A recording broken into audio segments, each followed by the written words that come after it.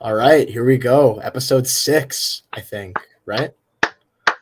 Yeah, it should be episode 6 Episode of the 6. Let's classic go. mix-up. How's it going, guys? I'm What's Rosario. up? Dan, I'm Riley. Welcome back, This is everybody. Hope classic you mix-up, guys are as you enjoying. probably already know, yeah. Yep.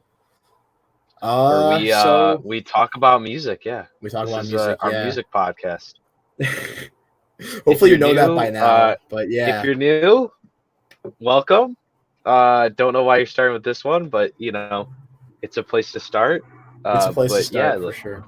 we talk about music. We're a couple of music nerds, a Yeah, we couple do. Today friends, we're longtime talking about friends. new music, right? Yeah, it's a new music week. Yep. New music Bunch of week, music yeah. came out on So Thursday. earlier this week, or I guess last week, a lot of new music came out. So we're gonna talk about it. We're gonna talk about today Waiting to Spill by the Backseat Lovers. Then we're gonna talk about Ben Reaper 3 by Babytron, and then Love for Rent by Smino, and 10 by Hitler Wears from Ez 10 by Westside Gunn. So it's a mixed bag today. Mm-hmm. Yeah, all it artists sounds really weird listing those back to back to back. Yeah, well, it's all artists that we are fans of, and it's artists we like, so we're gonna talk about them. Yeah, a little diverse, little group of guys there. Yeah, definitely diverse. So okay, do you want to get into it, or do you want anything to talk about before? You got anything to say? Yeah, no, not really. I've actually been listening to a decent amount of music this week, including these new albums. I spent a lot of time with the Westside Gunn. We'll talk about that later. But awesome. Yeah. We're starting off with Waiting to Spill, though, the Backseat Lovers album, which... Oh, dude. All right, so I guess I'll take that over because that's more of my expertise. But okay, sure. So yeah, Backseat Lovers comes off of their, I believe, their 2018 album called When We Were Friends. Yes, great album. Has I'm sure a lot of people, including myself, got into Backseat Lovers because of that album. It's a very their first album. Yeah, they had an EP before that. Okay. They had an EP before that. That was their first album. So this is their sophomore album, which their 2018 album has the hit song "Kill Me Girl" on it. That's like everybody knows that song. Amazing song. Yeah, that's what you got into, and I showed you that. But Waiting to Spill came out this last Thursday, and this is their sophomore album. I was super pumped for it. They released 3 singles off of this, and it kind of sucks that the 3 singles were the best songs on the album. It was Growing, Dying, I believe Slowing Down, and Silhouette, I believe, or Close Your Eyes. Hold on. Yeah, I'm not entirely sure, but I'll just jump in and say I didn't listen to any of the singles, and I didn't really go in with knowing anything about it. All that I had for my prior knowledge of the Backseat Lovers was their album When We Were Friends. Like Riley said, it has Kill Me Girl on it, Pool House, like their hit songs, and I've been listening to Great songs. Yeah, Riley showed me it a couple months ago, and I've loved it right off the rip. And for the past months, I've been really bumping that heavy. So I also was excited for this, but I'm sad to say that it did let me down a little, and I think Riley agrees. Yeah, I listened to it the night it dropped on, I guess Thursday night, Friday morning. I listened to it. I was super excited for this album. I wouldn't shut up about it to you, at least. Like every time, we were talking about this episode, I was like, okay, I have to do this album. I have to do this album. Right. And the singles were slower, but still had promise. Could have just been, the slower songs on the album, but still powerful, still hit kind of hard. But then this album doesn't. It's I believe 10 songs, but it runs 47 minutes. So each song it averages about 5 minutes. And it shows, which is okay. Too. Yeah, but a lot of the songs are drawn out. Of the songs are drawn out. The best songs are the songs that or my favorite songs are the songs that were released as singles. Yeah. Growing and Dying is a good song. That's a single. But I think I don't even know. I can't even say that there's a song that I've listened to since. I'm trying to go back and Snowbank Blues is a good song. It's kind of different. It has a little pop halfway through, but that's the shortest song on the album, or the second shortest song, I believe, at 3 minutes 18 seconds. Halfway through, it kind of picks up a little bit, but nothing like their 2018 album. And I hate to compare it because I mean, you have some artists that have a different sounding album that but it's also improvement. great, Yeah, right? But this is good music, but I miss like their energy and like in their old music. Now they might bring it to their live sets. That might be one thing. That's what I kind of saw was like, okay, they are a live performance band. They sound great live, but this just waiting to spill falls a little flat for me. I was waiting for the punch. I was waiting for the kick, but at the same time, I love this album in the sense of for what it isn't. Like I don't know. well, I think what you're trying to say is like you're not trying to bash this just because it wasn't what you wanted, right? I think I still listen to the music. Right. We both try to appreciate music even if it's not exactly our expectations or what we're used to. And I mean, one thing we preach a lot is to like go outside your comfort zone. So I mean, you know, who is to say really what we might think of this eventually, but yeah, it I definitely mean, let us down initially. yeah, I have 3 songs on my main playlist right now. I have Snowbank Blues, Follow the Sound, and Know Your Name. And I had Okay. all 3 of the singles saved on the playlist and that kind of thing, and that usually shows me that I'm wanting to listen to them. And now like it's an album that like if I listen to it not knowing the Backseat Lovers, great album. Reminds me of kind of like Bon Iver, like kind of I don't know if you know I get that Bon vibe Iver. from it. Okay, I so do, it's like yeah. very like you might want to cry to it, honestly, or maybe you're out with a lovely lady, and then you're like, oh man, I hold her a little tight to this song. But that's But like, a little odd for the Backseat Lovers coming but off it's of not When We Were Friends. right. It's Which every completely song was a different soundscape. yeah, every song of almost every song of When We Were Friends is a breakup anthem. You know what I mean? Like Right. you think about Loud, it, and like energetic, it's angsty and like a little big time. it's melodic but angsty. It has these big heavy drops, but it's softer at the same time. It's Um, emotional still through all oh that.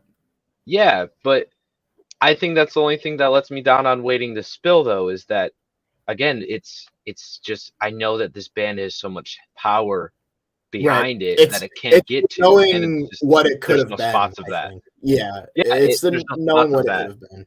Yeah. No, um, I'm still gonna listen to it. A lot of it's the first music of theirs where every song isn't saved for me on a playlist. Every other song of theirs is on a playlist of mine, Mm. and that's okay. But I also don't really listen to Bon Iver type stuff like all day because I kind of usually want to Right. be happy. But or I want to Yeah. kick its shit in, like I want to like if it's a breakup song like their last album, a lot of those songs are breakup albums or like getting over shit, and like I want to be able to like punch through that wall. I You guess don't that's have that on this record, definitely. It's like we've already said. it's a So you have different different tone. it's just it's a much slower, more reserved, less like pop rock in your face, loud energy that they brought on More their last folky, album. way more Yeah, folky. more. Yeah, I noted that some of the songs give me almost like a Phil Elverum-esque type Mm-hmm. sound. Like I don't know if you're familiar with the Microphones or Mount Erie, Yep. or those are his Yep. projects, but Yeah. just like some of the soundscapes they use, some of the chord progressions, and also some of the distortion they put on it, and just some sounds I noticed in the background. They feel like they were going for a more Oh, indie folk type yeah. feeling. And the I mean, they singer is sorry to cut you off, but no, the go ahead. singer is really absent from this album. And he Yeah, is a great singer. He's a unique I was voice. genuinely confused listening to this album. And there would be a long like intro to his song, like 2 minutes Yeah, on a couple of these songs. And I would skip through the 2 minutes and to see if I like forgot a part where I'm like, did I miss a little soft? no, and there's Like, just nothing. no, and it's literally just soft guitar, which is And that cool. was Like, what but gave I them their want identity, singing. though. Yeah, Yeah. so I was like I It's said, I was confused listening to this album that they've stripped out the elements that made their last music so good. Is yeah, and they came with that like energy and they made that their identity, and the singer was so impressive in his performance, and then in this album you don't have that. It's more instrumentation focused, and they went with a slower, more like we said, folk like type for that. the stereotypical like bandwagon hipster though, I bet is gonna love this shit. Like they love this Yeah. shit. Like I can like I would say I fall into that group of hipster. Like look at me, I have a mustache and curly hair, like long Yeah, hair. right. Like I but I genuinely love the music and I like my music that I like. But a lot of people in the scene will hear this shit and be like, "Oh, this is like so hipster. This is so cool." And I think that's what'll happen. So I don't know. Like I, the Backseat Lovers also announced a tour and they only have like 10 locations that they're going to, and I'm pretty salty about that because they're not coming to Detroit. And I would love to see that first album, a lot of those songs live. Yeah, me too. Because I've missed out on seeing them a couple times. Almost went to a show I think remember you were telling me last this, November. And me and my friend are huge fans of them. Both mutually went through a breakup at the same time, and we just blasted that shit.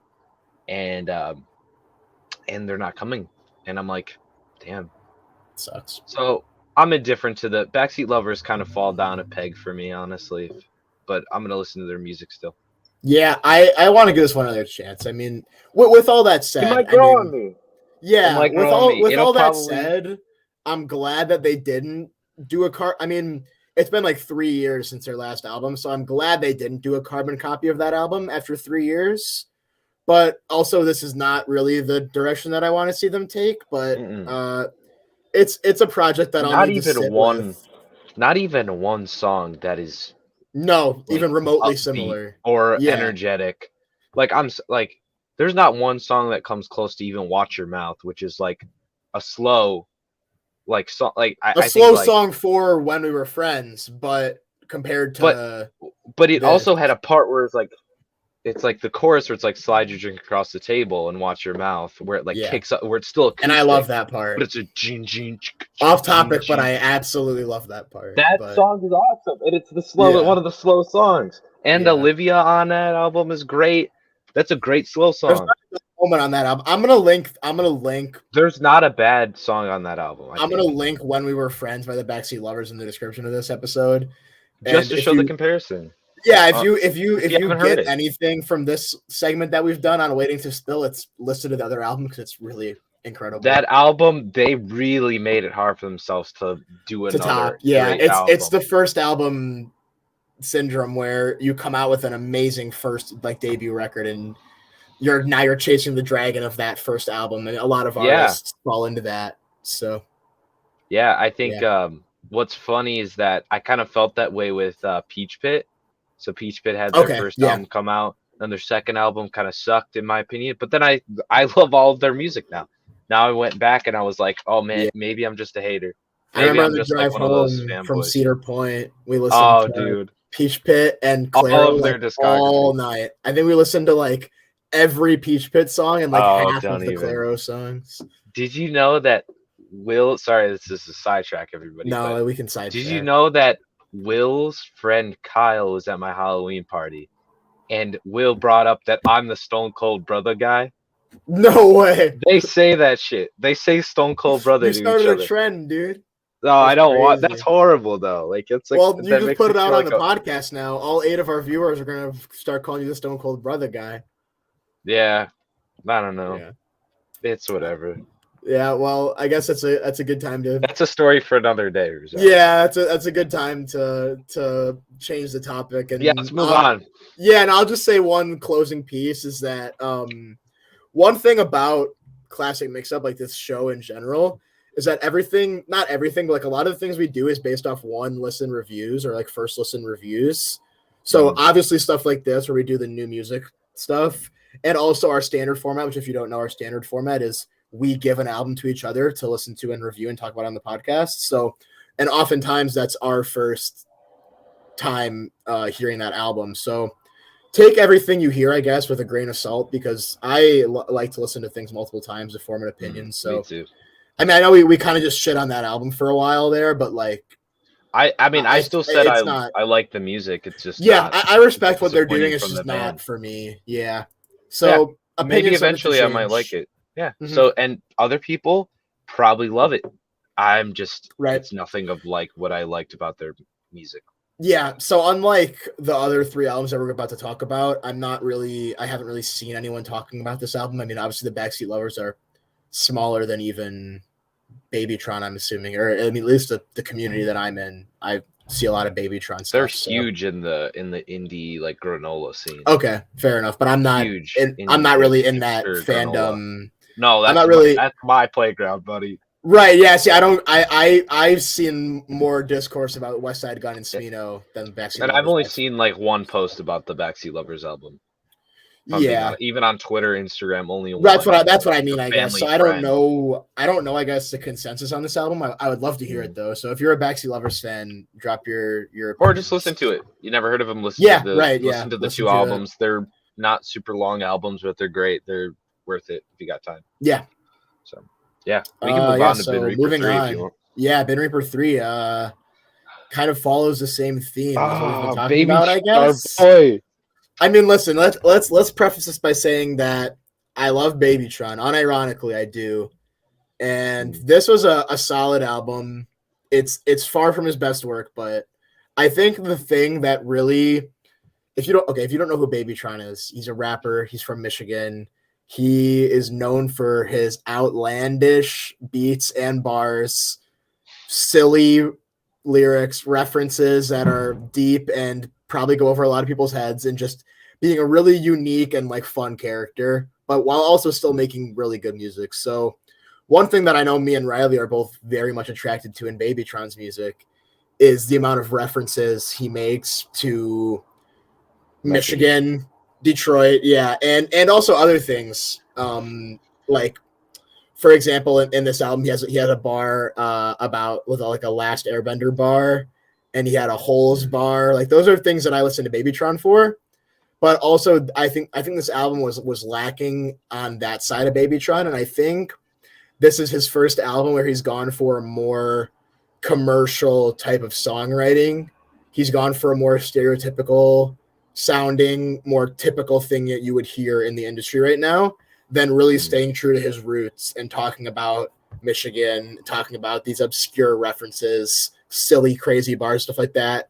He's talking more about like typical trap music stuff. There's no, I like to say that there's not one song that is like a standout song.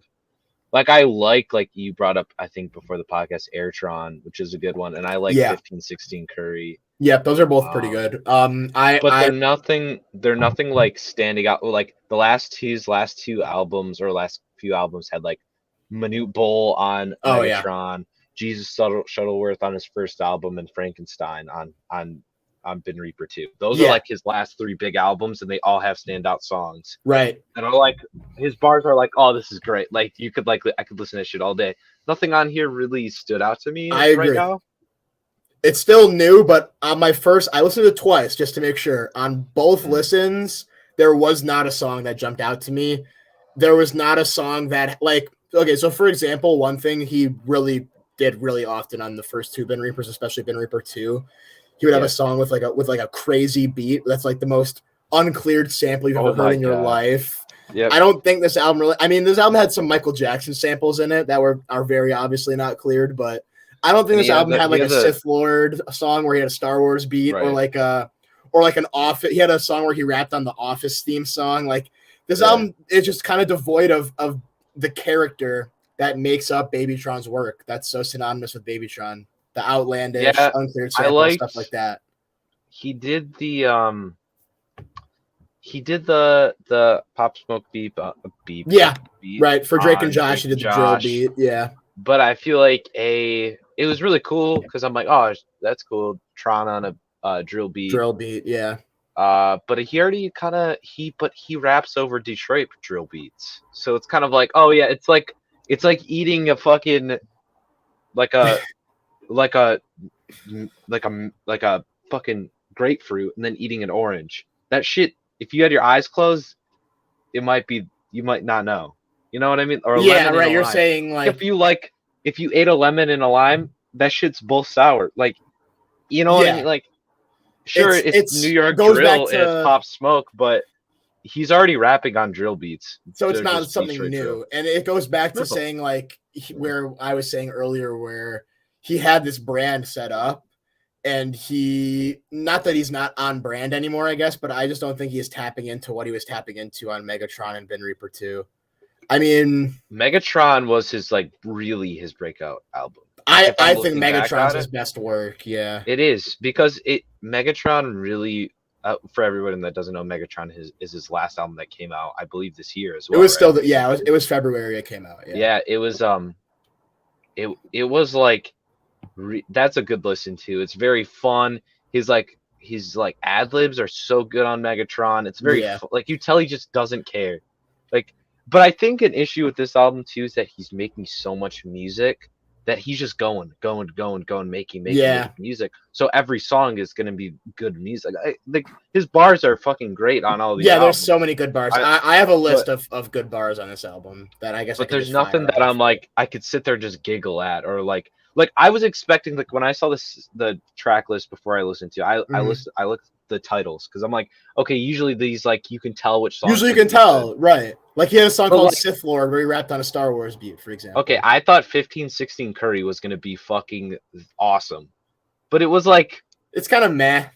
It's like it's not even about Curry. Yeah, let me also bring up. He talks about California more than Michigan on this album, by the way. Yeah, he's on LA a lot. I didn't count it up, but he talks about LA, Bay Area, Golden State, and California, everything like that, a lot more than he talks about Michigan. So that right there just shows that he's kind of leaving the category of like niche micro celebrity and trying to go for like mainstream hit rapper.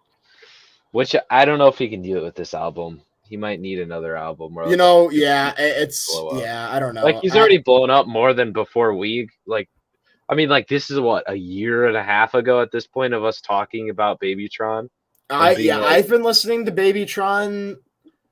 So Prince of the Mitten dropped, I think, January this year. That's where I found him. So it's been like almost a whole year. I listened before that. Maybe a year ago. Like that, it was like Ben Reaper 2 was out. That was it. Mm-hmm. Yeah. And then like Ben Reaper before that, and like all the other miscellaneous albums. Right. But I don't know. Like, it's all right. Like, you can't. There's not much to say about that. We threw this one in here on the podcast schedule because we thought there was going to be so many. Oh my god, so many hits. I don't know. I've got a list of funny bars, but I was disappointed by the I Swear Vezo. Yeah, I was expecting that to be like good or like be like, oh man, this is gonna be great. I mean, it's simple. Even for I Swear Vezo, if you've heard any of his music, it's like good shit in it. It's like it's a little goofy, it's a little out there, it's a little hard, but whatever. But like the Dog Shit Militia cipher was not really anything to write home about. I mean, Babytron had a good verse, but I had to listen to all those other bums first, so it's like. And is that Shitty Gang? No, there's Shitty Boys. There's Shitty Boys. That's Babytron. Militia is the other guys. Yeah, so Shitty Boys is Babytron, TRD, and Stan Will. Yeah. And then Dog Shit Militia is like a huge group of people. Yeah. They had Shitty Boys released a song on YouTube, I think, or they had an album come out or something like that. Yeah, they had an album come out fairly recently. That album was really good. Yeah, I liked it. I did. Like they had that one song. Probably. I would agree. Because they flowed better on that. Like the music videos are all cool. Did you see the one music video of them when they were in the house in Detroit, and then they were like in and out of the house walking around it, and then the one of the guys comes out of the trunk. Yes, I have seen it. That shit's hilarious. That song's the best. Like I forgot the song's called, but that song is fucking awesome. Yeah, that song is awesome. And when that guy comes out of the trunk, dude. That's a song that I'm like, oh, have you heard of the Shitty Boys? And people are like, who are the Shitty Boys? And I'm like, okay, no, it's not a joke. They actually rap. Yeah. And then I show them that song, that video, because I look up Babytron, Shitty Boys music video, and it's like one of the first ones. You know that they have croc gibbets like they have Shitty Boys Croc gibbets. Yeah, No way, dude. It's a well, you know, Babytron and his Crocs, right? The guy loves his Crocs.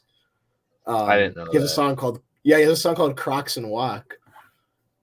Anyways, shit, dude.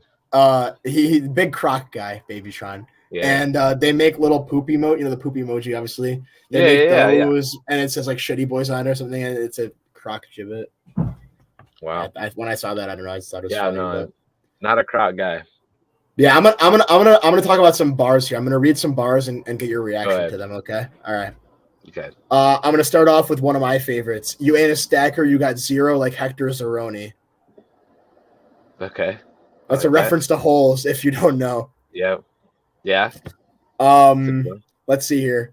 Hole in his top like a juice box. Brony seen it up and got blowing like his food hot. That one made me smile. That's good. That's a good one. One that I think we'll both appreciate. Last Airbender, fit water, and I play with fire. That one impressed me when I heard it.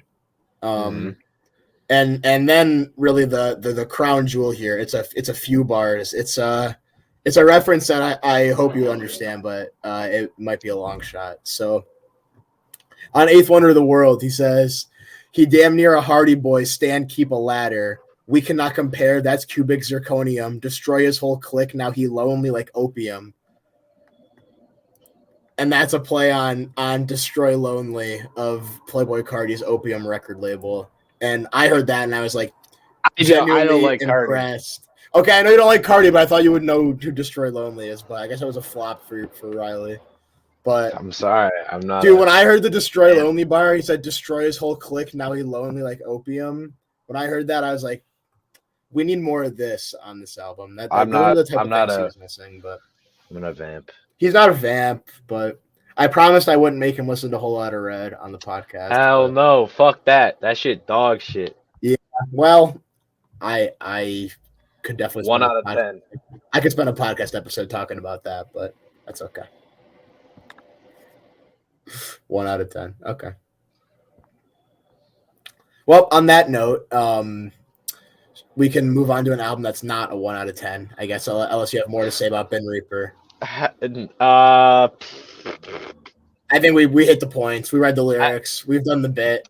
I like the titles of some of the, like, I like MySpace, but there's nothing redeeming about the songs. Like, yeah, we've said what there is to say.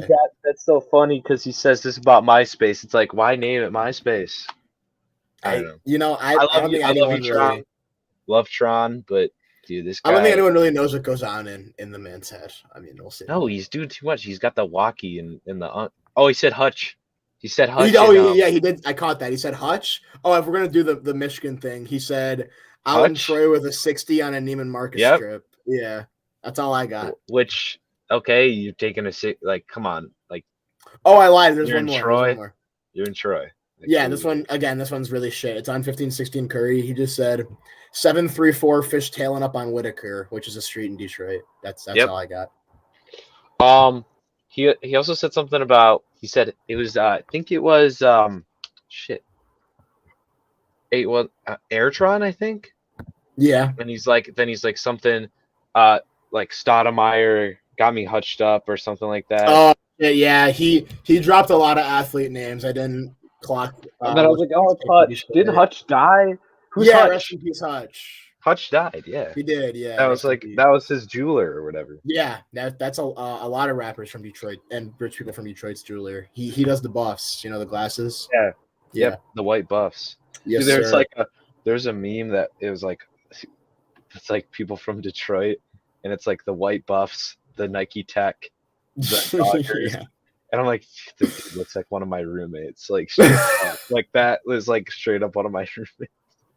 That's funny as fuck, man. I was gonna. Or some shit I wanted to. You can get fake buffs for $8 on Amazon. I was gonna do the Babytron fit for Halloween. Yeah, I didn't commit the Nike Tech, the B. Yeah, I was Life of Pierre 4 for Halloween this year. Yeah, you know the highest rated mixtape of all time, self-proclaimed. Right. I'm assuming you're not a fan, considering your disdain for Cardi, but yeah, that was my. Oh no, I don't listen to that shit. Not saying it's bad. I just not my thing. Oh, it's so good, I'm dude. too busy listening to like sad girl music. Dude, there's nothing wrong with sad girl music. I mean, I think I listened to North by Clairo today, like back to back with Guillotine by Pierre.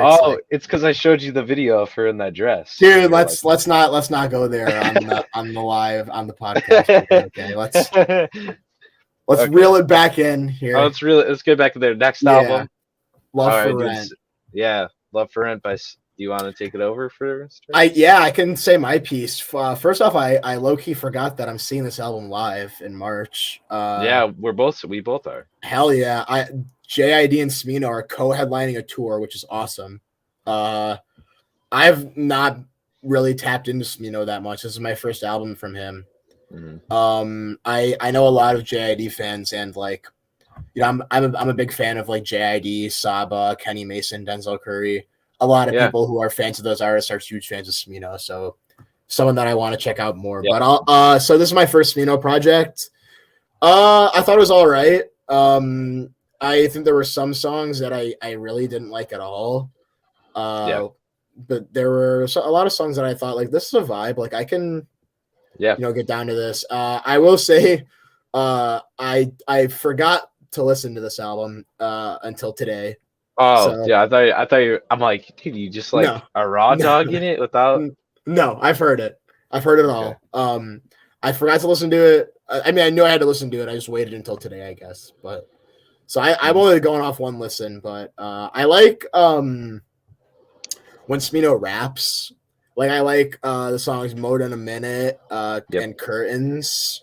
But what I don't like is the kind of singing, I guess, that he does on songs like 90 Proof, for example. 90 Proof, unfortunately, I like hate. I didn't like it when it dropped, and I don't like it now. Yeah, so. I think we talked about this a while ago when it first came out, when 90 Proof came out. But that song, it was hard for me to even add it to my liked music because it's me and you are both big J. Cole fans. Big J. Cole fans, yeah. And Smino is like, I loved Black Swan. Like, I loved, like, I gotta listen to one of my most listened to songs in the past like years, like Amphetamine. That's a great song. That song and then Spit Shine. I've heard those. Those are both great. Yeah, but, great songs. But all of Black Swan's great. But again, I guess. How do I say this? The whole album, listening through it, like halfway through, it's not much. Like, it's a lot of average songs. When you hit like song 10, Defibrillator, that I agree with. Garden Lady, great song. Settle Down, great song. Pudgy, pretty good. It's a little goofy.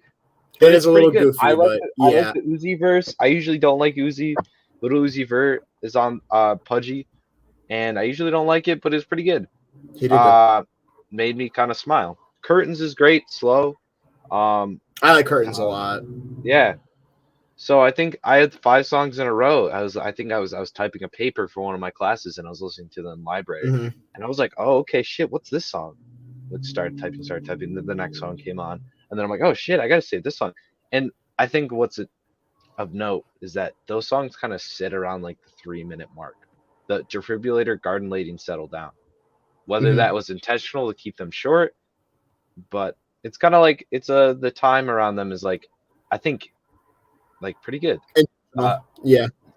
I think the opening to Settle Down is so good. Like it reminds me of, it's like I don't know if it's like a lady sing, but it's like the right into the boom boom, and then it's like the I gotta re-listen to a lot of these songs, and I'm gonna, because obviously, like I said, we're seeing them live, so I mean, I'm not gonna just one listen and then done, but a lot of them did kind of blend together for me. Like I said, the only ones that stood out to me were the ones where he was rapping really well, in my opinion. I find Smino's performances on this album, a lot of them, to be like pretty annoying, because like some of his like singing moments, or where he's trying to like harmonize in some way other than rapping, like I said, I think they just come off as kind of annoying, but I get the vibe he was going for. I just got to try I loved it. Yeah, I think it's I think it might be divisive, or I might be like in the major minority. I love it. It reminds me of the new Saba album a lot. Yeah. I get the like the I love the new Saba album, by the way. A Few Good Things. It's an incredible album, one of the best of the year. I get the kind of like Venn diagram, I guess, of like Smino with Saba and like, but I don't know. It hasn't hit for me the way that Smino's doing it on here. I would I would gotta try recommend a again. re-listen and just keep an open mind because Yeah, I will, and I'm gonna listen to it not at like 10 in the morning. I mean, because this for me reminded me of like Earl Sweatshirt, like some rap songs. oh really? In Interesting. some ways, yes. Okay, The beats, I love that the album. the it's not even the production because the production's nothing like some rap songs, but the beats, like the speed, the pace, the BPMs are very like Okay, I feel you. And then I really like songs like old ass Kendrick. I like that song too a lot. That song, even he's a little goofy rapping, but I'm like, I like that little goofy rapping Kendrick. though. I much prefer the kind of goofy rapping you said, kind of like on songs like Old Ass Kendrick and Pudgy. I much prefer that to like him trying to like harmonize and vocalize like on the chorus of 90 Proof, which I mean I'll be blunt here and say like it's unlistenable to me. Like, I think I don't mean to bash your opinion, but no, go ahead. I think it's because we are such big. I'm gonna lump myself into this because I feel the same way about the song. Yeah, go ahead. You see with J. Cole on that title, and you think it's gonna be this fucking hard I mean rap verse because J. Cole even calls it like 21 Savage, who's like I'm not a big fan of 21 Savage, but like he brings the best out of him though. Yeah, J. Cole and 21 Savage, they feed off of each other, and 21 Savage's beat like bars are fucking hard when it's followed up or before J. Cole. So and he does that with everybody. Jid, everybody, Earth Gang sounds better with J. Cole on. Everybody in Dreamville. He's a feature verse master. He brings the best out of the people he works with. Brings hype. Verses. Now, hear me out. So I think that the J. Cole verse was put in after, or like he wasn't in the studio. And I know that happens with a lot of verses, but the reason why he sounds so good with like 21 Savage on his album or Dreamville is they bring everybody in for Dreamville stuff. Dreamville, that's their family there. And I think you might be right. This feels like the song was kind of made around the J. Cole verse, or J. Cole heard the song, like Smino, like kind of sent it to him. Yeah, it was like, or he heard it and was like, let me get on this. Because it just doesn't feel like it fit. It's a great J. Cole verse. It's not really a great J. Cole verse. It's like the J. Cole verse grew on me. It's very much like dude, I can hear it. Pride of the Devil. It's very like Pride is the Devil, yeah. Yeah, after his second verse in Pride of the Devil after 21 Savage. Yeah. Or wait, you mean Lil Baby or do you mean I mean J. Cole. So it reminds me of like I don't know if it's shit, I don't even know the words. I would have to really dig. That's okay. So do you it's like that's like my least favorite song. Come on, count it up. Season, but yeah, exactly. Like I think that song kind of falls flat, but me too.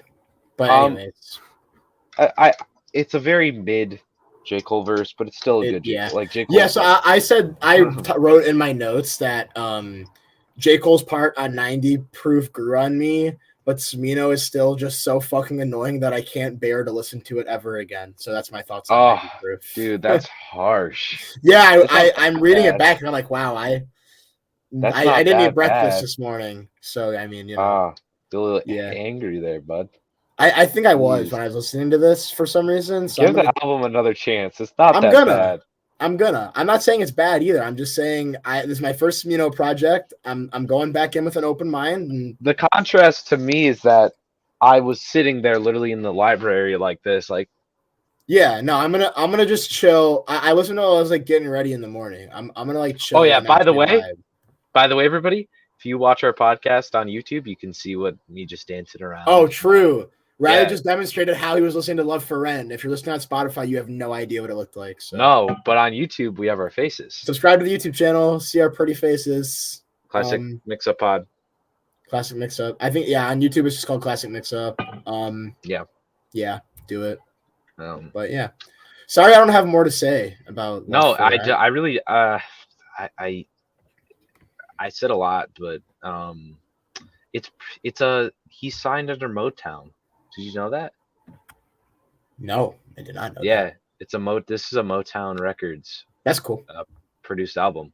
I don't even know who's still on that For the record. Like, well, I mean, I know the history, but I in don't. LA now, everybody like Migos is on it. Oh, really? Okay. Yeah, it's Man, like kind speaking of of a Migos, it's kind dude. of rest in peace Takeoff. Rest in peace, Takeoff. It's horrible. I heard these Yeah. two redneck ass dudes with like fucking like Punisher like American flag shit on. Yeah. They're like, did you hear that Migo died? And then the other guy was like, damn, really? And he's like, yeah, take off. And he's like, and the other guy was like, friendly fire. And I was like, what the fuck are you saying? Whoa. Do you even know what happened? I don't think anyone knows what happened yet. I don't even think they like meant it in that way, but the way like the dude said some racist shit. Yeah. Like, Oh, I don't know. hello, you just cut out. Oh, I'm back. Hello, am I back? You seem to be back. Yeah. What did I last say? You last said I don't think he meant to like mean it in that way, and then you came Oh yeah, back in. yeah.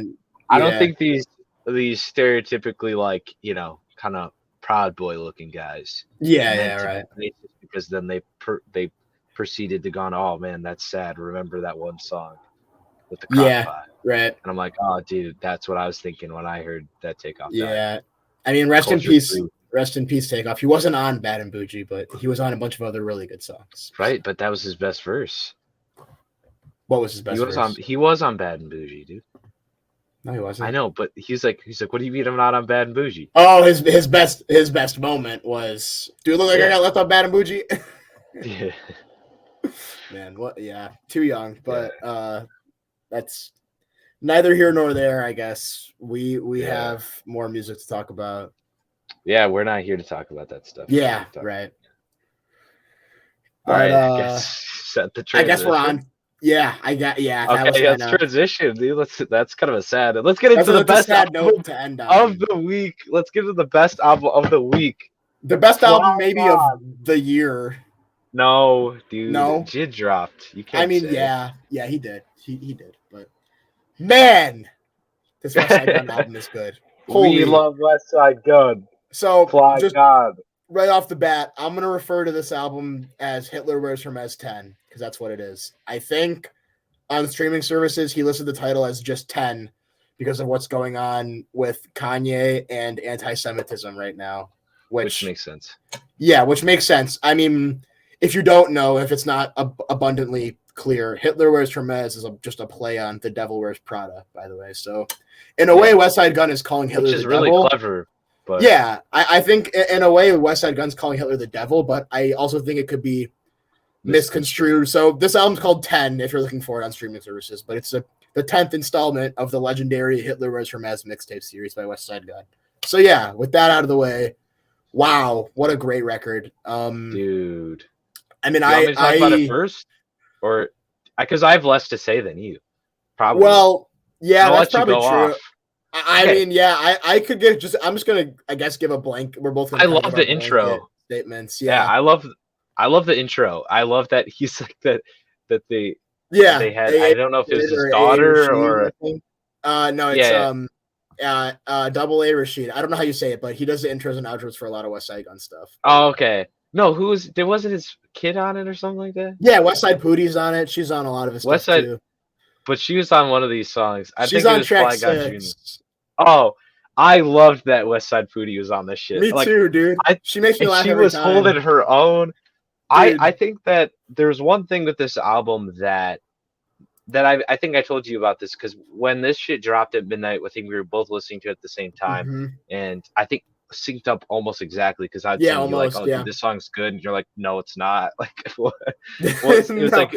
There was some features. Science class is so good, and you're like, no, BDP. Okay, on the re-listen, we're really going all over the place. On the re-listen, I like that song. I don't fuck with Busta Rhymes like that, but you should, because he needs more respect. Okay, the man is a That's a topic figurehead for of another rap. day. I know he's a legend. There's a lot of legends on this album. I guess we can kind of segue into the fact that Westside Gunn on this album has DJ Drama, ASAP Rocky, Black Star, Rome Streets, Busta Rhymes, Raekwon, Ghostface Killah, Benny the Butcher, Conway the Machine, Run the Stove Jewels, God. and more. Stove God, So Stove God, of course, on every Westside Gunn.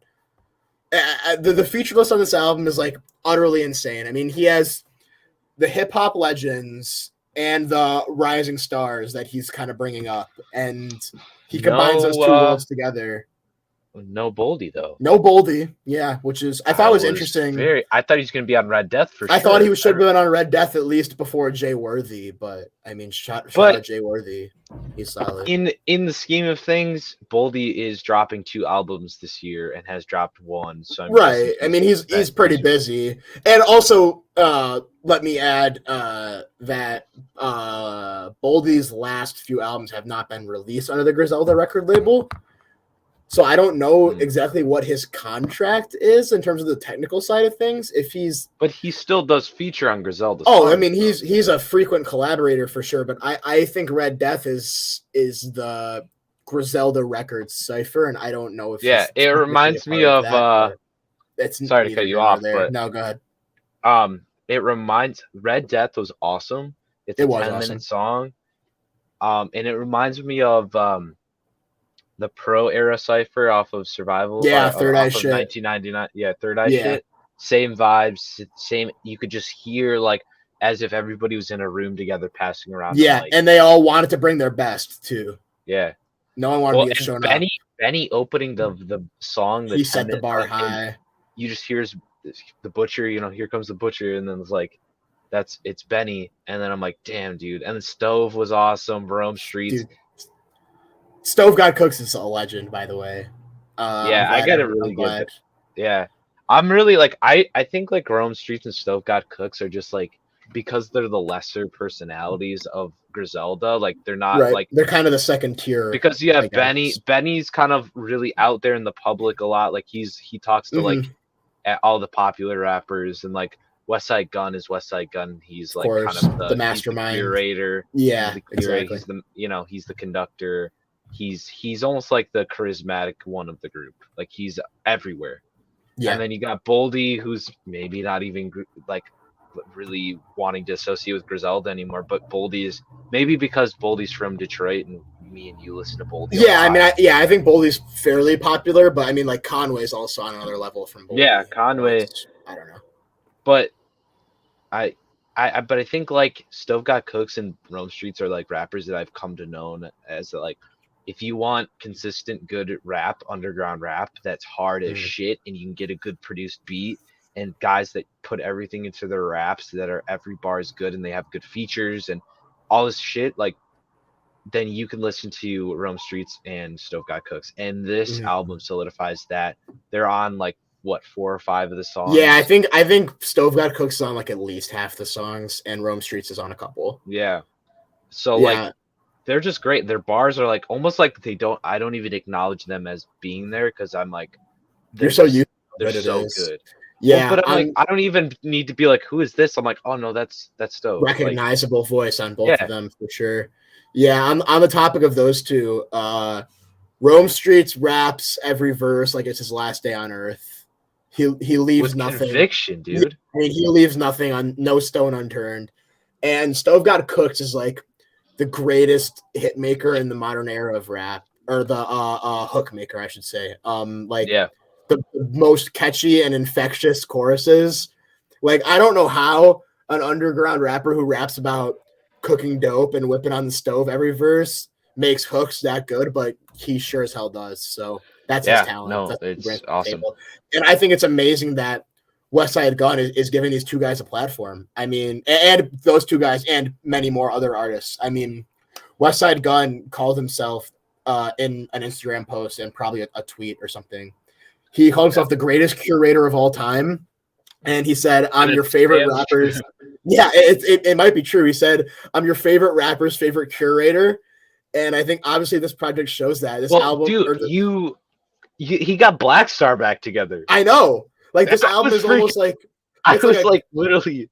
It's Black like, Star's like stuff that my dad would show me when I was like 12, and and like he's got like try this, rapping. like He's got them rapping on the same album with like Rome Streets, who's coming up. It's like, but and then he has a song with his daughter, and then like, but then also yeah, Run the Jewels, and then he has a New York like song that's like based about New York with like yeah, with fucking like ASAP with A$AP Rocky on it. Rocky, and they have A$AP Rocky rapping like a goofball, like he's like that like fuck off, like that laid back old A$AP Rocky, like Yeah, you can almost like Yams is producing, like I'm like, I was dude, gonna what? say, dude, they brought back 2011 ASAP Rocky. How did they But do in the that? best way. This shit isn't cheesy. That's good. All he had to do was cheat on Rihanna and then It's so get good, back dude. with her and then meet Westside Gunn. I mean, it is genuinely beautiful how Westside Gunn has brought these hip hop legends, Raekwon, Ghostface Killer, Run the Jewels, the list goes on. Oh my god, I forgot fucking Ghostface Killer Raekwon. Dude, I Yeah, forgot that they were on this. Oh my god, what's it's I forget, beautiful that he's brought dude. them, and he's brought them into the world though. Now he's brought them into the world of the new wave of the underground, and he's bringing up these people. He's given rappers like Benny the Butcher, Conway, Rome Street, Stove God, Armani Caesar, all these artists. He's given them a Armani platform. Caesar's verse was great on Red Yeah, Death. she did her thing. It was much better than I talked about her album last week, which kind of disappointed me. But she had a great It verse on this surprised me album. that, yeah, because I know you didn't like that album. It had its moments, but I just think it's She like amazing. threw down like pretty good verse on Red Death. On Red Death, she did, yeah. But anyways, I just think it's amazing how Westside Gunn has like given these incredible rappers a platform, and has also brought the legends to the underground new wave. And I think it's a sign. I think it's a symbol. You know, Westside Gunn having these legends on there. I think it's a symbol of approval for Westside Gunn, like from the hip hop legends, saying like, you know, this is the future. When you have like Mos Def and like everyone I already listed coming on this Yassine album. Bey, get it right. Yeah, Yassine Bey. Okay, sorry, Yassine He's Bey. in Black Star. Yes, Yassine Bey and Aqib Talib Talib. Kweli are Black Star. I know. Talib. No, not Aqib Talib. That's a Broncos cornerback. I know. Classic mix-up. I gotta say it wrong because that's my whole gimmick. That's your whole shtick. I know. Yeah. But yeah, no, I just that was a lot of words to just say that this album is amazing and it's so cool. Oh, can I just say Run the Jewels too on this was so surprising. LP opening that on switches on everything. Yeah. Was awesome. And then I was texting you like LP and you're like Killer Mike is on it too. And I because fun little fact. So there was no feature names on the song. Oh yeah, when it dropped, they were hidden. So we were listening blind, and I'm like, LP is on a song, and then you were like, dude, Killer Mike too. I was like, shut the fuck up. So I was like 10 seconds ahead of you or something, and then you heard it. Yeah. And Stove God is on that. Stove is on that. Oh my god, that album. Okay, the amount of like collaborations I could have never dreamed of that we got is just, dude. But they put every Hermes album. They put Stove God and A$AP Rocky on a song, and it's like incredible. Like it's legendary. They got Black Star back together for this. And by the way, we keep saying they. The they is Westside Gunn. It's just is Fly God. Fly God, dude. And DJ Drama, Gangster Grills to narrate the thing. I mean, yeah, I know DJ Drama is a controversial topic because a lot of people find him annoying, and I agree. It reminds me of like good rap. Perfect for this record, though. It's perfect nostalgia. For this record. DJ Drama like nostalgia. Brand. Yeah. DJ Drama reminds me of, oh my god, my dad would know. I'd be like, Dad, what was the album that used to play? He listens to this, so he'll probably shoot me a text when he listens to this. But like, what was the DJ Drama album? Oh, dude, 2000. There's so many. Dude, he did shit with Lil Wayne. He's done shit with. Oh, I'm sure. I want to say like, not Outkast, maybe Outkast, not Outkast. Not sure, dude. For me, he reminds me most. It's like he reminds me of DiCaprio too. That because he's on a few songs on that, but I know that's not obviously what he's famous for at all. But no, he is like. But what I like that DJ Drama's doing though is that he's going and narrating and using his iconic voice and his iconic narration and like, and saying like, listen, they call me old. I'm old as fuck now. But these are the people that are going to lead it for the future. Yeah. Like, hey, at least he's not saying stupid ass shit. At least he's not saying stupid. He's not saying this shit like. So when Call Me If You Get Lost came out, everyone was crying about DJ Drama because he was saying shit like, you know, like we're out in the islands, we got all our toes out, we're eating French vanilla ice Yeah. cream. I forget what Yeah. song that's from, but like he didn't come with any of that shit on here. Well, then he's just like says shit like on that. He's like, that's that's he's like basically takes like 30-40 seconds to introduce Tyler the Creator. Yeah, but he's not annoying on this album. And but so he's you have good on Lemonhead. If you guys go back and yeah. listen to the Tyler album, last Tyler the Creator album, on Lemonhead, which is a 42 Doug feature, which is my favorite 42 Doug verse ever. Yeah, easily. That's a little great intro. So yeah, he has his moments as a narrator, and his narration isn't heavy at all. It's not overwhelming on this album, and I love the use of his narration on this album. I also love the addition, of course, of Westside Pootie and Double A Rashid, I think is his name, who are on all of Westside Gunn's albums. Like between those narrations, there's also like Keisha Plum poem on here. Like it still feels like this still feels like a Hitler Wears Hermes. It's like on steroids with all these features. And but he also doesn't sound like he's sold out.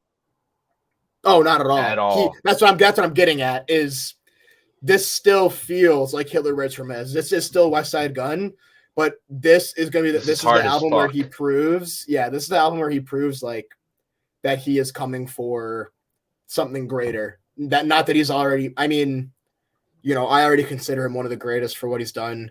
He always says, "Look what I did for the culture," and yeah, he's proving it with this album. Yeah, well, and I think a lot of rap fans don't even realize how much he has a hand in their favorite music. Yeah, I think he's behind the scenes in a lot of things. He's an executive producer, and he said when he's explicitly said that he doesn't really want to continue rapping that much, and he wants to go the route of being an executive producer. No, I know the end is nigh, but yeah. But his verses are so iconic though. They're random and fun. He is an icon. I mean, he's a legend.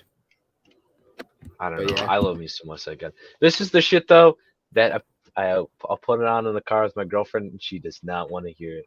Oh, and that's okay because I can listen to it by myself at Max Volume. Yeah. Let me tell you, listening to Westside Gunn in a car full of people who don't really fuck with music like that, it's an interesting experience, but it doesn't stop me. I mean, no, I still listen to it, and she's just like, "Oh, I want to change it." I'm like, "Go ahead, put some depressing ass shit on." What?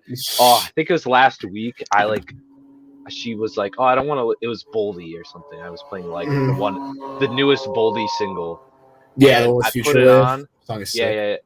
And that was it's a good song, good beat, good everything. Great song. And she was like, I don't want to listen to this type of music. And I'm like, oh, okay. She puts on the depressing ass fucking like Midwest emo, and I'm getting hype over here like fucking rapping Boldy lyrics. Yeah. While I'm driving down the highway with my windows down, and I'm like, fucking getting all crazy. And then she just puts on depressing ass shit, and I'm like, okay, I can take it for a couple songs until I'm like get sad. Yeah, right. Like, can we just? I don't think this is it right now. And she's like, really? And I said, yeah. And she didn't turn it off. Oh, she did. You like that? I'm like, well, but I like that music though. But that means the fact that it's Boldy and I want to listen to Boldy. Yeah, and it switches to some sad shit, and it's like the opposite mood I'm in. Yeah, that's why you stay single. There's a lot of benefits, Rosario.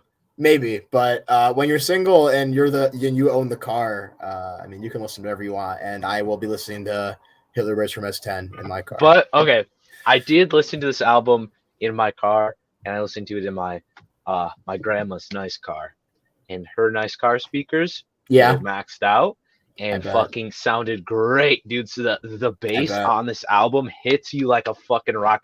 My shit was shaking. I was like, my whole body was shaking. I'm gonna have a long drive in a couple of weeks here, and I'm probably gonna throw this in. Dude, for Thanksgiving. Yeah, for Thanksgiving. Yeah, right. Yeah, for sure. Yeah. Do you have a favorite song or any songs or moments you kind of want to highlight? Oh, I love the shout outs to Soho.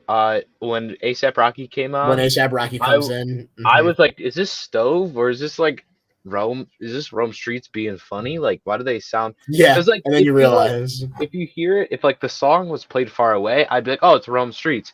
Yeah, I But mean, if like, you didn't know that ASAP Rocky was, I knew. So Westside Gunn posted the list of I features, didn't look at it. Okay, but I he didn't didn't say look what at songs that. they were going to be on. So I'm like, oh, ASAP Rocky's going to be in here somewhere. When I heard this beat, I'm like, I think I know what's coming. And then ASAP Rocky came in, and I'm like, dude, yes, it I works wasn't so well. expecting it, so it was like very surprising. So I love that. I love Yeah. that he sounded like he was laying on a couch rapping. Literally. That's and it was so good. I was when I saw that it was black. I heard when I listened to the next song, Peppa's. I was like, okay, like that's Mos Def, and then that's I'm like, okay, but they didn't realize that it was both of them in Black Star. Right. Yeah. There was And then Talib that the Kweli on the feature, next verse. yeah, Talib Kweli. I didn't realize that Talib Kweli was the other guy because I haven't listened to Black Star in so long, and I would Right. never think that Black Star would be like. On a Westside Gunn album. But back to get like they don't really do music, they don't really make Yeah. music anymore. So, as much as they did, but like that surprised me. The Westside Pootie song I didn't skip. She did great. That was fucking hilarious. You ever been That, kicked out of school for being too fly? And I'm only in Yeah. the 4th grade. You should have seen what the principal was driving. She made me feel like a little Hilarious. bitch. Okay, She made me feel like a little job, bitch. bro. I loved That's it. her job. I forget my favorite Westside Pootie moment is I forget what album it's on or even what song it's on, but she's like, if you motherfuckers are still broke, you should jump off a bridge. Stop playing with my daddy. And then the beat like starts. It's so good. fucking good. It's so good. Well, but it's just like she has his attitude, so Yeah. it's almost like it's just so good. Like It's so good. And then what else? So I guess this song doesn't have a skip for me until Mac Don't Stop. Yeah, I it's didn't kind of a like Mac random Don't song. So you have only 2 solo Westside Gunn songs on it. It's Super Kick Party, which is a pretty good song. Yeah, I like and then that. Mac Don't Stop. So, but the way the track list is structured, I guess you have tracks 4 through 10, all with a bunch of features, and then Mac Don't Stop has none, and then Red Death is like the outro. That's the cipher. So it's kind of like a little underwhelming when you're just coming off of all those. Yeah, it might be a song that kind of does. agree. It might be a song that does get listened as time goes on, but dude, like I'm sure it's a good song. Songs but it's weaker. Songs 2 through 10 will get a shit ton of play from me. So it'll probably be years until Mac Don't. Yeah, are you a fan of Fly God Jr.? I've seen a lot of people hate on it. I've seen a lot of people hate it. I love it actually. I put out a tweet about it because I saw it getting a lot of hate, and I said I love it, and I think it's awesome to hear Westside Gunn on a beat like this. I feel like it's a I don't know, like the beat didn't really throw me off. It was more of like because it was like a true Westside Gunn like song and like he raps like how he usually does. Yeah, it didn't even throw me off. I'm like, oh, this is great. This is a great intro. I thought it was great. Yeah, I think people don't like it because I mean it sounds awkward at times, but I think he did it really well. And Westside Gunn verses are awkward.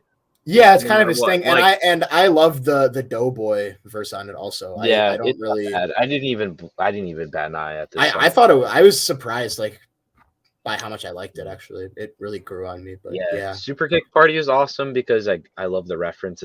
He loves his wrestling. Yeah, his wrestling references. Chris Jericho is on this album, by the way, and Peppa's on the end. That's Chris Jericho talking. Yeah, I did know that. That's awesome. And Chris Jericho put out a tweet. He like linked the album. He linked the song, and he's like, "Shout out Fly God" or whatever. So yeah, I don't know. Shout out Chris Jericho. Well, he's always like Westside Gunn loves his WWE. Yeah, he's at the front row of like all these wrestling events. There's a famous. It's become a meme even outside of like the Westside Gunn culture. It's a picture of a WWE wrestler, one of the female wrestlers, walking down like the aisle they go to get to the ring, and Westside Gunn's in the background in the first row, like looking like a total goofball.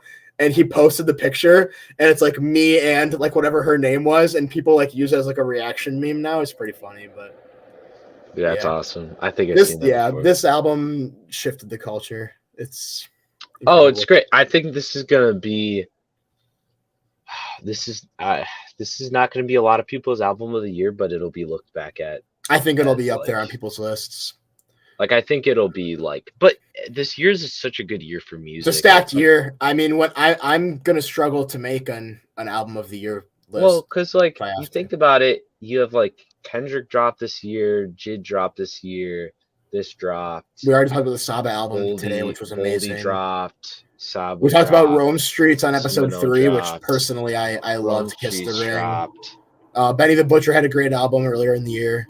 Oh, I forgot about that. See, there's so many good albums that you forget. Earl Sweatshirt dropped all the way back in January. One of my favorite albums of the year. I liked it a lot. But since these albums came out, it has fallen down for me. Okay, yeah, like you're saying it's not up there with the best of the year. This 10 Hermes 10 is like way better than the Earl album. Yeah, I haven't heard the Earl album in a long time now, but I could see that.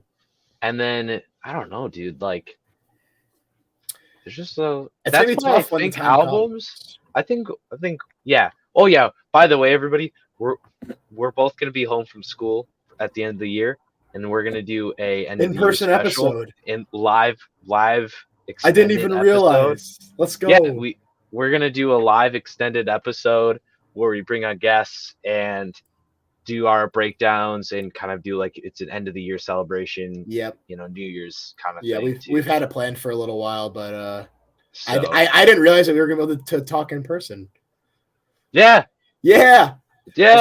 Let's go, dude. We could do the Thanksgiving episode too in person if you want. True. Yeah. You'll be home will you be home the Wednesday? Yes, sir. Me too. Okay. We'll talk business. We'll see what we can do. We'll see what we can do for sure. Okay. But yeah, I mean, I think that pretty much wraps it up for these 4 albums. Great album. Listen to this album. I'm gonna link. If you love rap, listen to this. If you love rap, listen to this album. If you don't love rap, start liking it. Come back to this episode. Listen to this album. If you never heard a Westside Gunn album, listen to Fly God. Listen to Fly God. Listen to Pray for Paris. Listen to this. I'm gonna link these things in the description. Yeah, and enjoy because it is really a treat. 100%. Oh, there's our new music of the. There's our new music rundown. In relativity, I would say this is a better episode than our last new music. Yeah, I mean, our last new music had "Kiss the Ring" by Rome Streets, which I loved, but there was no. And it had the Boldy album. Right. Yeah. So go check out episode 3 if you want to. There was another big news at the end of September, which we talked about. But yeah, Westside Gunn has an interview with Fantano tonight. Like right now. Ooh, I'm like gonna watch that. You might be able to catch it. It's live interview tonight, and Babytron also had a live interview with Fantano earlier this week. How's that? Did you watch that? I didn't. I have it saved in like my watch later folder. I like Fantano's interviews, but only with certain rappers that are actually. I think that Fantano talking to Westside Gunn is gonna be like extremely entertaining, so I'm gonna probably try to catch it. Yeah, but I feel like some rappers just aren't personalities outside of music. Where they can't get interviewed very well. Yeah, I've never seen a Westside Gunn interview in my life, so I don't know. I guess if he's still a character or what. Dude, you see his tweets. Oh, dude! Oh my god, dude! His Twitter is awesome. I love his Twitter. If you guys follow me, like my personal Twitter, you will see me like and retweet like every Westside Gunn tweet because they are all just legendary. This guy, the things that he talks about are crazy on there. Yeah, they are. They are. It always surprises me. It'll always surprise me when I see a Westside Gunn tweet because it's always some crazy shit. I'm like, whose tweet is this? And it's literally. You're like, no way. Westside Gunn is like it'll. Yeah, I don't know. I can't even begin to describe it. He's all over the place, but he calls himself the GOAT like every day, which he has every right to say. 100%. He's a great artist.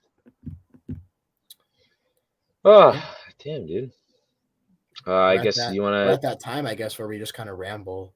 Yeah, do you want to... You listen to anything new?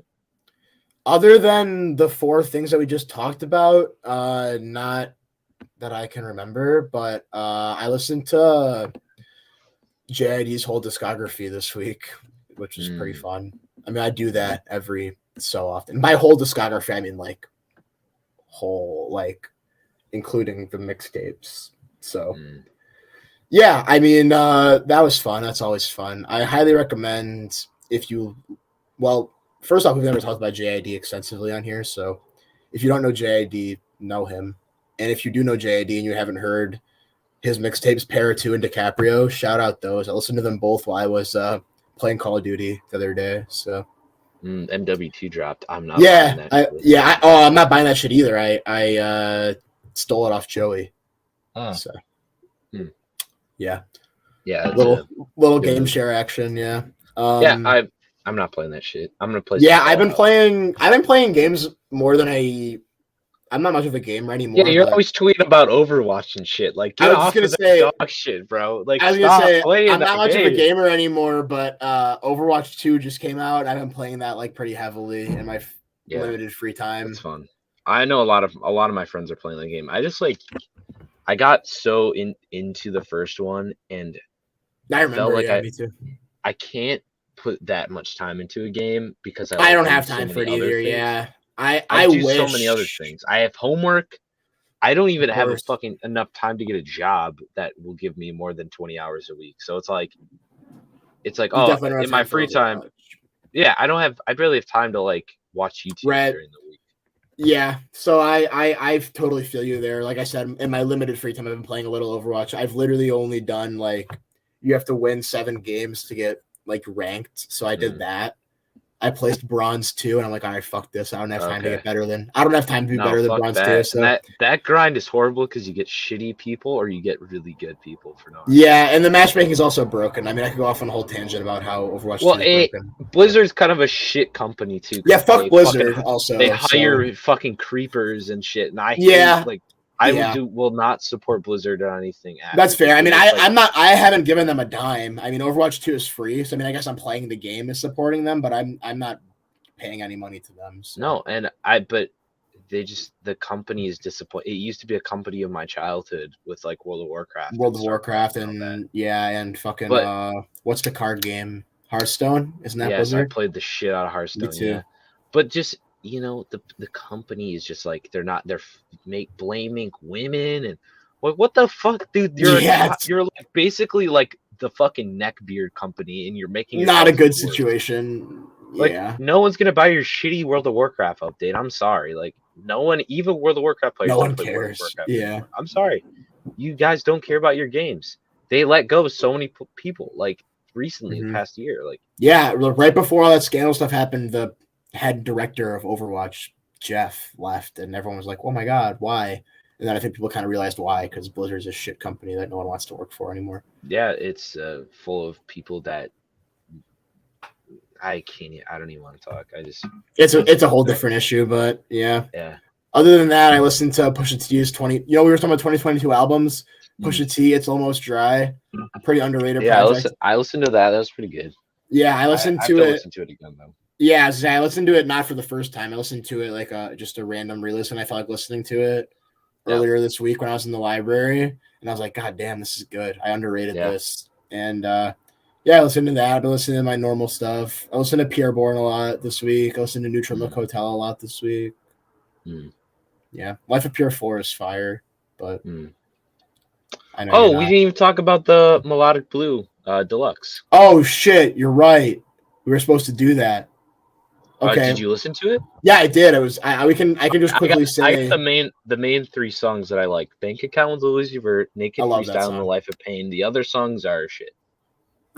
Yeah, I have to agree. They're a lot of the songs, pretty much all of the songs, in my opinion, except for "Bank Account," feel like super duper throwaways. Like they didn't need to be there at all. "Naked Freestyle" was a pure Baby King freestyle, but those other songs, I get why they weren't on the original album. I 100% get why they weren't on the original album, which I don't like deluxes like that, where artists just like throw their throwaways on, like just tack them on to the end of the album. And that's exactly what this was. Yeah, it was. I think a good example of a good deluxe is "Melt My Eyes, See Your Future" by Denzel Curry. Those I did that. Yeah, I'm sure that. Yeah, all those songs were good off that. listened to that Yeah. album for the first time, the deluxe, and I didn't even realize.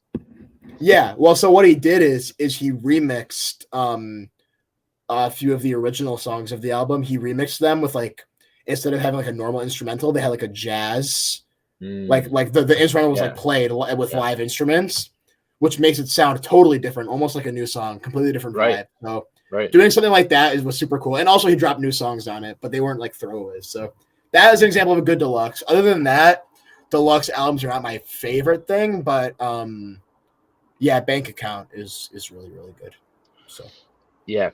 I don't know. I just didn't like it. It's a stuck in your head type song, Bank Account. But my roommate heard me say Bank Account and he's dancing over there. Shout out my roommate. Yeah. Shit. I guess I'm trying to look through the music I've listened to. I like found a whole bunch of music in this past week. Oh geez. So listen to Blonde for last week. Of course. So yeah, old Black Sabbath, Action Bronson, Earl. Oh yeah. What Action Bronson did you listen to? Sergio off of Only for Dolphins. And I want to get into more Action Bronson because he's super cool. Yeah. His albums with the Alchemist are pretty. I mean, they're Alchemists, so. I love his just topics. They're just crazy. He did like fucking raps about like, oh, I'm cooking a lasagna, shit like that. Yeah. Like, he's like, we get high and watch Ancient Aliens. You know, like yeah. That was like, he like promoted a show that he had on like. Yeah, he's one of those guys who like says random shit but kind of makes it sound hard, almost like Westside Gunn, but completely different random shit that he's talking about. Right. So. He's cool. Yeah. What else? Earl Sweatshirt off. I listened to Sick again. Yeah, which I love Sick. Man. I like Old Friend. I like Old Friend off of Sick. That was really the song that I like got into off of that. The song with Wiki, All I Need. That's it's like on TikTok, I think, but I got recommended it on Spotify. I'm like, that's pretty good. Okay. Cool. JPEG Mafia, some LP stuff, some earlier JPEG Mafia. Yeah, I like LP. I don't like the earlier stuff as much, but yeah. I have I have some pretty hot takes about JPEG Mafia and his fans, but I'll save it. I think. His fans are one thing. I like his music, but he makes decent music. I like what he's doing. I don't know if I like him as a person so much or his fan base, but I like the direction he's trying to go. I respect it creatively. Yeah. So we got Danny Brown, some early Danny Brown. Dude, you know Danny Brown and Peggy are doing a collab album. I know it's gonna be good. That's kind of why I listened. It's gonna be wild. Elliott Smith, some sad boy music, a little bit. Of course, gotta have it. Steppenwolf. I got into Steppenwolf for some reason. Some 70s Never heard rock. Of that. Oh, 70s rock. Wow. Yeah. Before my time. Car Seat Headrest. Just various Car Seat Headrest songs. I got into On Avery Island. Yes, did you actually? You should have led with that. Such a good song. Holy shit, dude. Garden Head. What else is on there? I Will Bury You in Time. I got to listen to it all the way through, so I don't know. Yeah, listen to it all the way through. Naomi, I heard Naomi. I'm like, okay, this is good. Yeah, it is. Have you listened to Garden Head / Leave Me Alone? No. Dude, that's my favorite. Okay, I'm going to cue that up, actually. Cue it up, and shit, you got to listen to the whole. Yeah, I'll listen to the whole album. I'm the biggest. I listen to. They have I've talked about it on the podcast before already because I love it so much. It's called Ferris Wheel on Fire. It's a really early EP from them. Early recordings. Isn't it live? You said no. That's Jittery Joe's. That's Jeff Magnum's. Yeah, that's Jeff Magnum's live album. But this is probably from the same time as that. A lot of these songs, they're just demos for what became On Avery Island and In the Airplane Over the Sea. But it's cool to hear them in this form. Super low quality, super early, different lyrics. They're really good songs. But yeah. God, I love them. I love that band so much. Like it's like I like it. Now that I really got into them, I can actually like. I don't know. I got so excited when you said On Avery Island, but I just. Gee, I know because it's underrated. Yeah, I mean, everyone goes, In the Airplane Over the Sea, but I mean, On Avery Island is like solid record. Like it's got a lot of good songs. Good recommendation. Let's see, Pavement. It's kind of like a indie. I'm into Peach Pit again right now, from 2 to 3, which is their newest album. Kind of got back into it. Got in this band called Sarah and the Sundays. The song Vices I like a lot. This band called Flip Turn. The singer has an interesting voice. Some people find them annoying, and I love the I love the windy singing. I could eat it up. It's like kind of like indie rock guitar too, and I could like literally like I get aroused by indie rock guitar. Of course, yeah. How It Goes by Breakup Shoes, some Wunderbar, good little indie. Oh, the Germans. What? The Germans. Oh, I guess, dude. I think they're from like Utah or some shit. Brian Wilson Is My Dad by Breakup Shoes is also a great song. November by Indigo. This band called Hop Along, their album Painted Shut is really good. The chick that's a singer on the song this album for this band is really good. Dude, you know what we should do that I just thought of when you were listing off those songs? We should make a public playlist on Spotify that you should add them all into. Yes. What do we do? Idea. Okay, we'll do that after I need to get. This is a pretty long list, so I need to. We're gonna put it on a public playlist, and I'll add mine to it too that I just mentioned. Yeah. Such a good idea. Oh shit. Okay, I gotta. Badfinger. Badfinger's like a Beatles ripoff band. That's pretty Beatles good. ripoff band. Okay. But they're not a ripoff band. They're like in lieu of like the Beatles breaking up. They came out and like we're like, they're the next Beatles, and then they're like, okay, like got it. Kind of like Oasis. This is the Oasis. ELO, Electric Light Orchestra, or whatever. ELO. Mm-hmm. Yep. Classic. I saved a whole bunch of songs from the Boldy James album. Song Straight and Tall. I've been listening. Yeah. It's a good one. That one, and I know it was a single, but Scrabble is insanely good. Yeah, we talked about that on song is so episode 3. Good. We talked about O Train 9. You're gonna like this one. I re-listened to Kiss the Ring and Blow for Blow with Stove. Hell yeah. Fucking amazing song. So good. Have you heard Reasonable Drought by Stove God Cooks, the album? No. His only album. Listen to it. Yeah, big recommend, obviously, if you are getting into Stove. I mean, I'm gonna save that. He's uniquely incredible. He's no one like him. Some All Praises off of Who Made the Sunshine. Who Made the Sunshine? Yeah, with it's Boldy's on it. Yes, sir. It's kind of I have a random. Do you want me to keep talking while you're finding it? Yeah. Okay. I got into a little bit of hardcore. This band called Backtrack. The song "Their Rules" is really good, and I listen to it when I'm driving down the highway at unreasonable speeds. Reasonable speeds only. If my car starts shaking, and then I get scared, so I. Dude, I can't remember what I was even gonna say, by the way, but "Who Made the Sunshine" is pretty underrated. I like the Butcher and the Blade. That's a Westside Gunn. Yeah, that's a Westside Gunn album. Really good. Yeah. All Westside Gunn albums are really good. Yeah, all underrated, all really good. Triple X by Danny Brown. Listen to it, party all the time. Great bars on that. I actually haven't heard that one. Underrated. I'm a big Atrocity Exhibition fan. And his 2019 album, best album, I think. Yeah, the Atrocity Exhibitions is like I have a sticker on my record player because I love that album so much. It's so good. Yeah, we could talk about that one sometime. We could talk about that eventually. That's a great album to go back. That's a great one. Yeah. Detroit River Rock by Boldy. Off of Manager and Mick Nichols. Yeah. That album older is just album. That's disgusting. That's a couple years ago came out, but fucking great song, Detroit River Rock. Mommy Dearest. Yes, great song. I listened to some Jack Johnson. I love Jack Johnson, dude.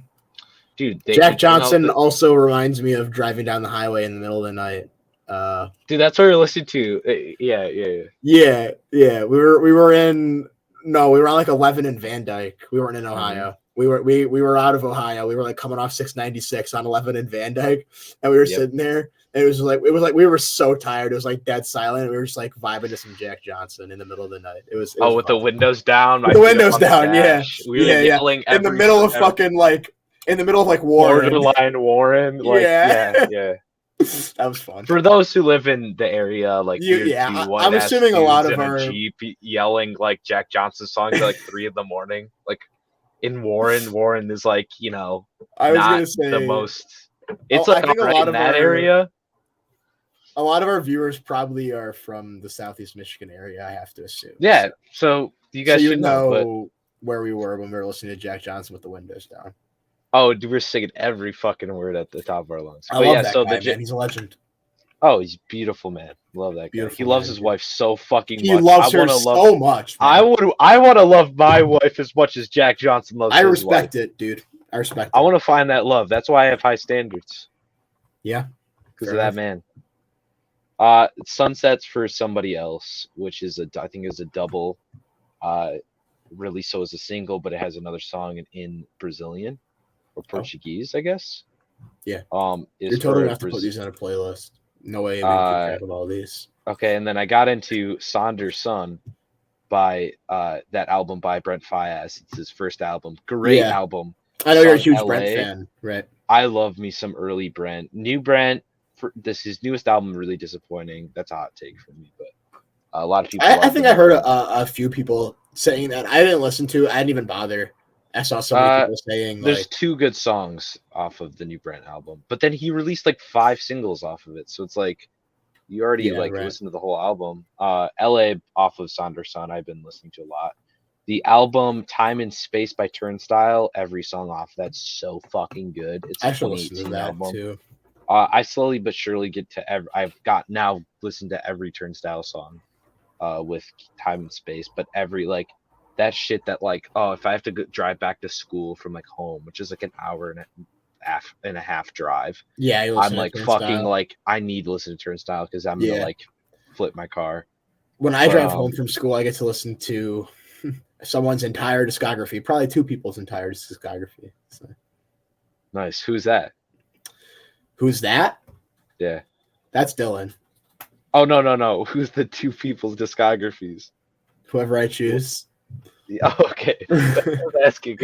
I don't have a plan. I'm actually really excited to drive home, though. I enjoy the drive. Dude, it's not going to be super snowy yet. Right. That's when it sucks. I drove home once in December, and the snow was so bad I literally couldn't even see 5 feet in front of me. It's the UP, dude. I know. Yeah, it was rough, but yeah.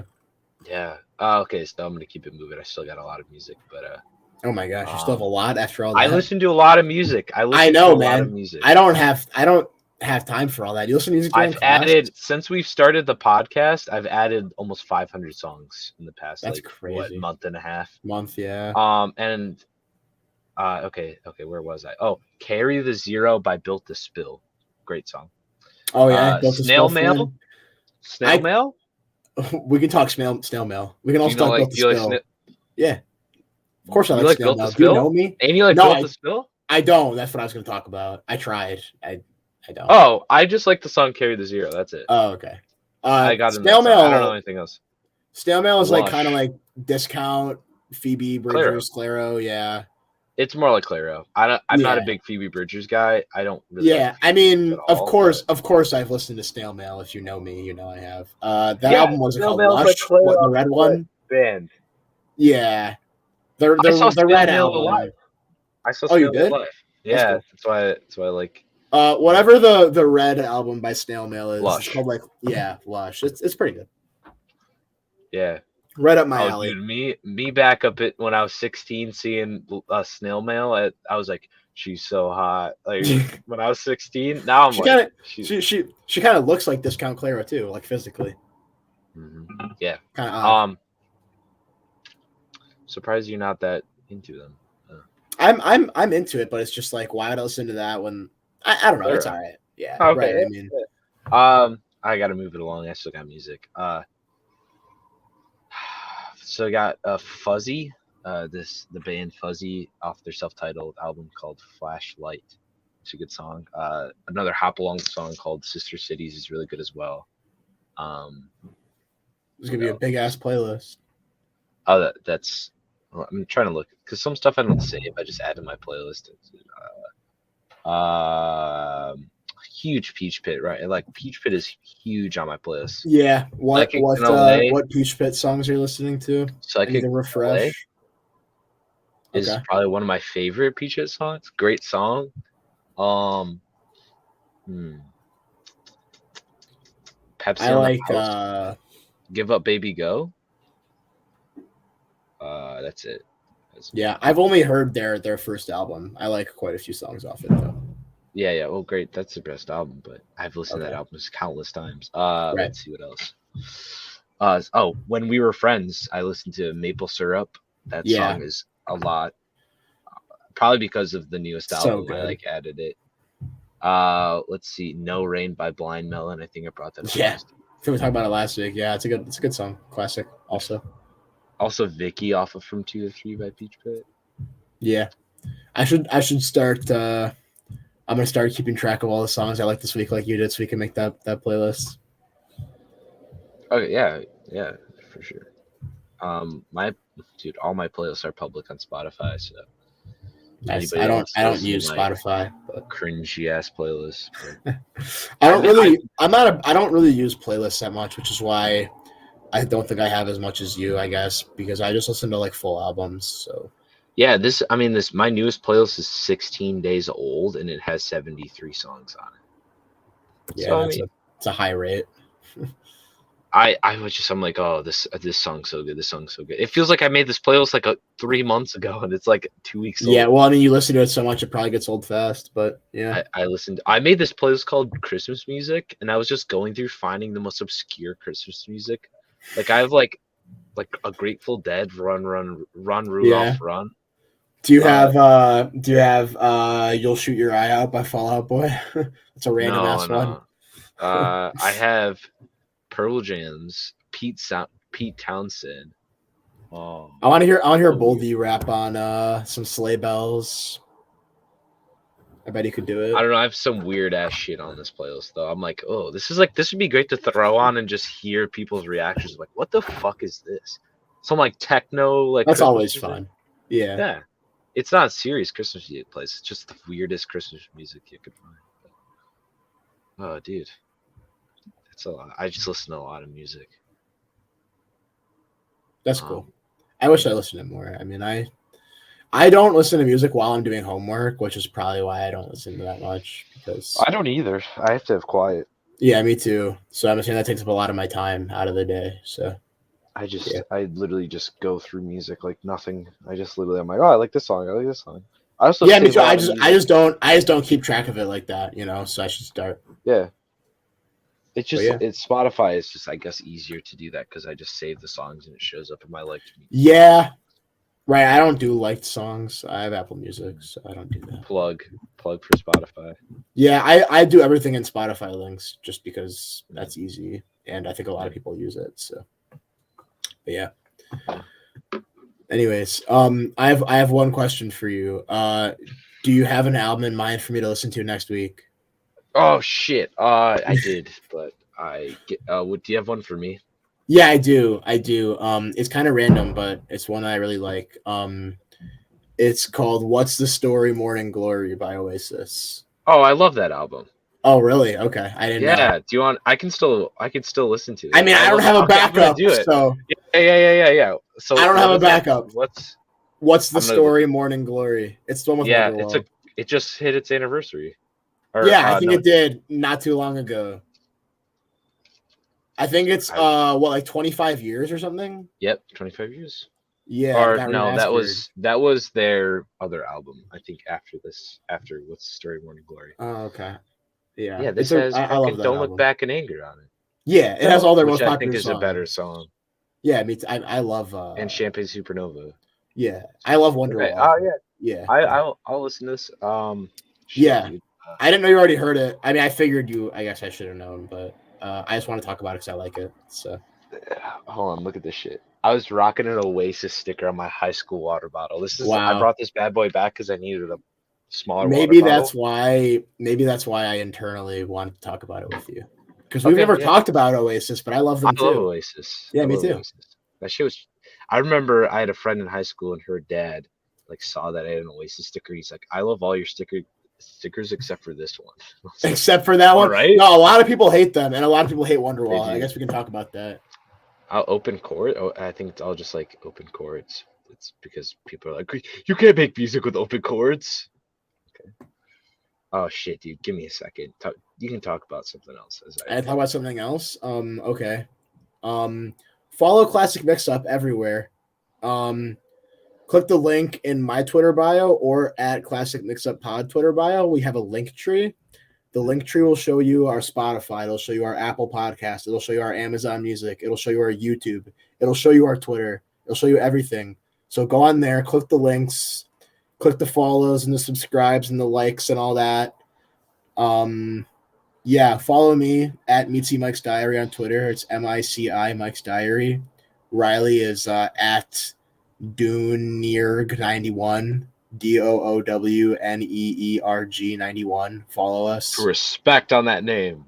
Keep us updated, or we'll keep you updated, I should say. You get to see my Westside Gunn retweets, stuff like that. So yeah. Riley is currently deciding what album I'm gonna have to listen to next week. So, dude, this is so hard. There's so many. I know. I feel like we weren't prepared for this. But I was so pumped to talk about the new music that I didn't. Yeah, I know. Me too. So I decided on the fly that we're doing What's the Story Morning Glory. We can leave it as a suspense for the people. No. Okay. He's committed to finding it. We're sitting at an hour 35. I know most people have left by now. If you're still here. Just shut up, everybody. Oh, man, it's too long. It's too long. You can go whenever you want, bro. You can go whenever you want. You know, we're just vibing here. You know, if you made it this far, though, we appreciate it. If you watched it at all, we appreciate it. Motherfucker, You dude. know, I get ads on my shit. What is this? My Riley's stats having a FM. mental breakdown. I'm trying to say we don't really do it for the views. Let's do this is kind of something that is kind of out of the ordinary. So it's this album called Perfect Confusion by Perfect Confusion, and it's Cage the Elephant's first album before they were known as Cage the Elephant. Oh, cool. All right. So, great album. Okay. All right. There you have it, folks. Episode 7 will be What's the Story Morning Glory? Yeah, straight rock. That's cool. I don't think we've done that. That's different, dude. That's kind of different for us. That's kind of different for us. We've done all rap. We haven't done all rock yet. So yeah, we're gonna do that. Yeah, that's about it for episode 6, though. I think got all this new music. I'm gonna link it in the description. So go ahead, listen to it. And we'll probably make that playlist of our music that we listen to. Yeah. Yeah. I fell really flat on the what I've been listening to this week segment, but I'm gonna do better. It'll be a lot of my music. I'm gonna do good on the public playlist, so stay tuned for that. Yeah. Anything else? Just everybody be good to each other. Vote. There's a lot of elections around right now. Just please vote. It's just the best thing that we can do as American citizens if you live in America. Be good to each other. Life's hard. Know that it'll get better. Just know that the sun will be burning for a fucking 500 million more years, and you'll feel a lot better about your life. Yes, sir. Wise words from the young man. Go sit outside. It's kind of nice. Enjoy the weather, dude. Global warming goes crazy, but it's nice outside. So yeah, it's nice, and then it's gonna get shitty and gray for the next. Enjoy things. Enjoy things while they're nice. I sat outside and read a book today.